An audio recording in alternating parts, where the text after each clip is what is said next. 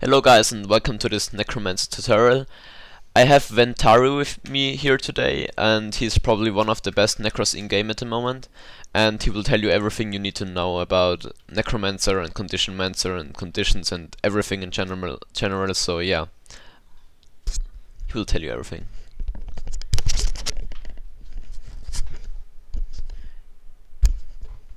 Hey guys, my name is Ventari. I play Necromancer since the beta, and I'm really excited to show you my current Necromancer build. To show you how experienced I am, I have 3,500 games with Necromancer, and 2,000 of them are tournament games. I will show you the current meta Conditionmancer build, which is 30-20-0-0-20. But at first I show you my weapons and my amulet. For my amulet I use Rabbit Amulet and Rabbit Jewel because I like the precision and the toughness more than the power and the vitality. And for weapons I use Scepter and Dagger and stuff. I don't use Warhorn because I don't really need the speed buff because I have already Spectral Armor, Spectral Walk, and I really like the weakness on it. I can show you here. The bleeding is also very nice and deals like 3000 damage, but it will be removed before it reaches the 15 seconds. Definitely Swarm is really great because you get one more condition removal every 18 seconds, and with a lot of bounces, and the blind is really nice against warriors or thieves.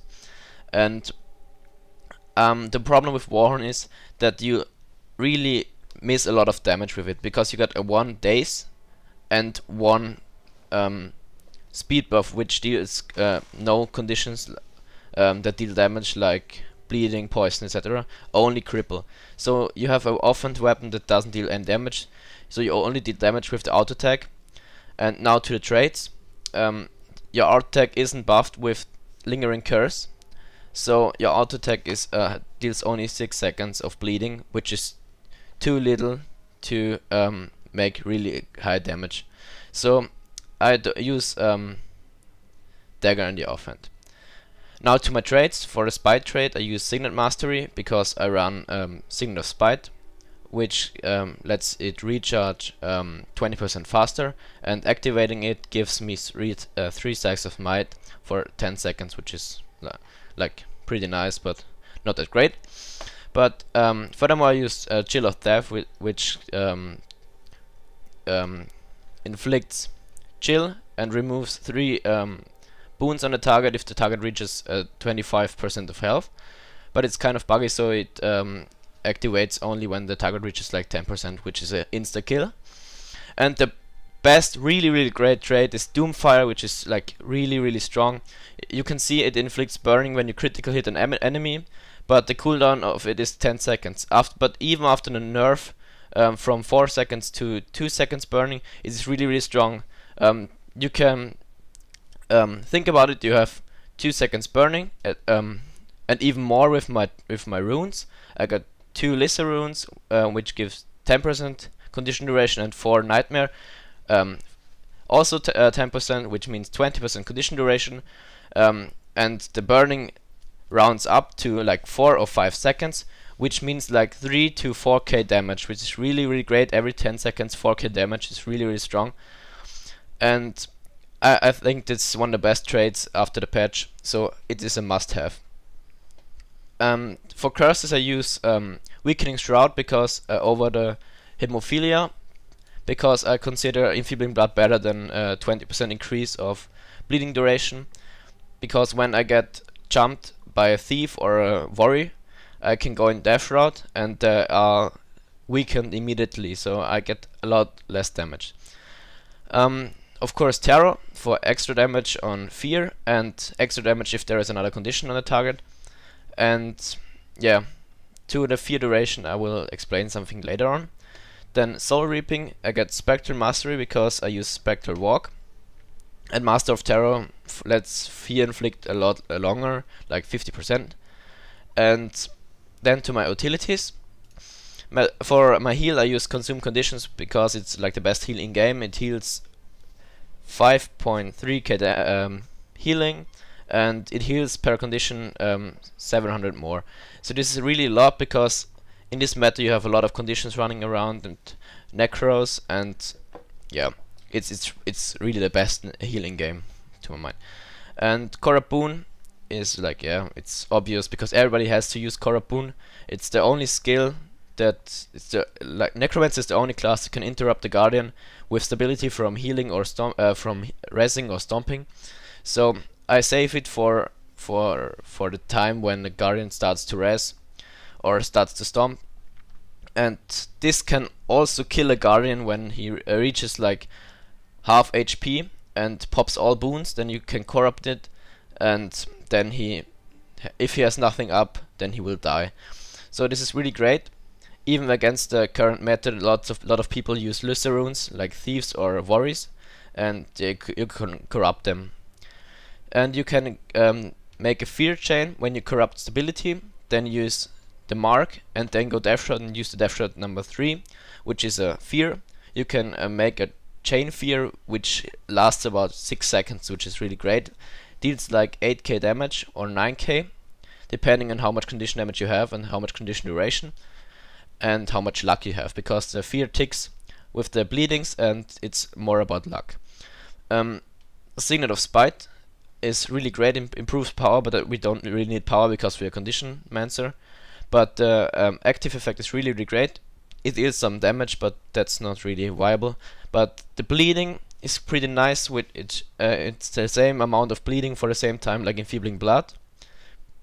Then you have a blind and a long cripple, long poison, and long weakness, which is really great to like get a mesmer out of the group fight. When you use this on a mesmer who has no condition removal in the current meta, maybe null field, you can get him to reform, or maybe to kill him, and he has to reform at least. It is really useful on thieves and on guardians if they have nothing up, because a lot of conditions can cover your conditions, your bleedings, your poison, etc. So if they remove conditions, they probably remove vulnerability, which is like nonsense. So okay, then to Spectre Walk. Spectre Walk is a nice skill to my mind. On smaller maps I use Spectral Armor, and sometimes I use the Worm, depending on the enemy. If the enemy has a lot of warrior and thieves, I use Summon Flesh Worm, because I can port away and get my heal through against the stun warriors. It's nearly impossible in a team fight if they focus well. And on heavy condition teams I use Plague Signet, because it gets the cooldown reduction from my trait, and it gives me 3 stacks of might because of the trait, and it is also stun break and sends all conditions back, which is really, really great.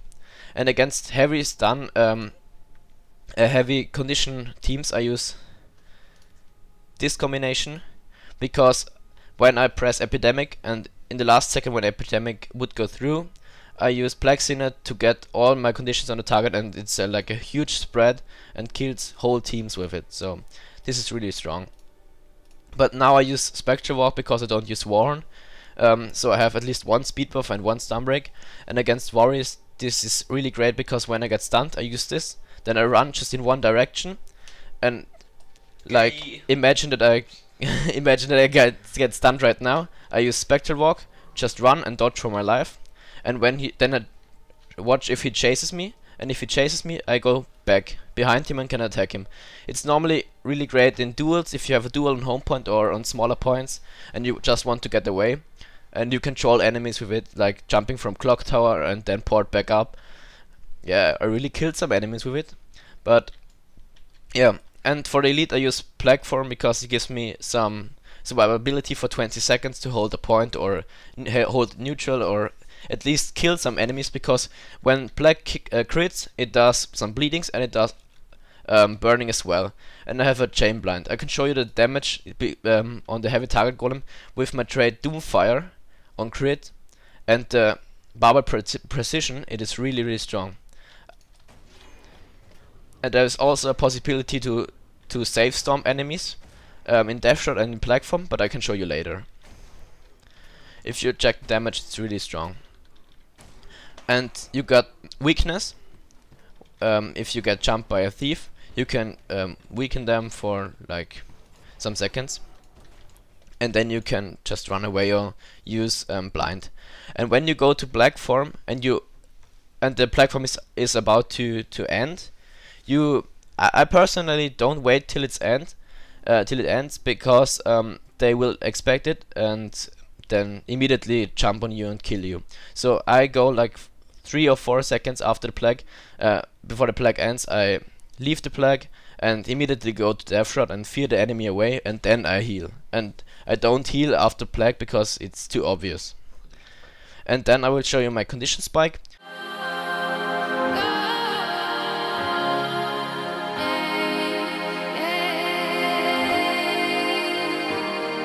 It's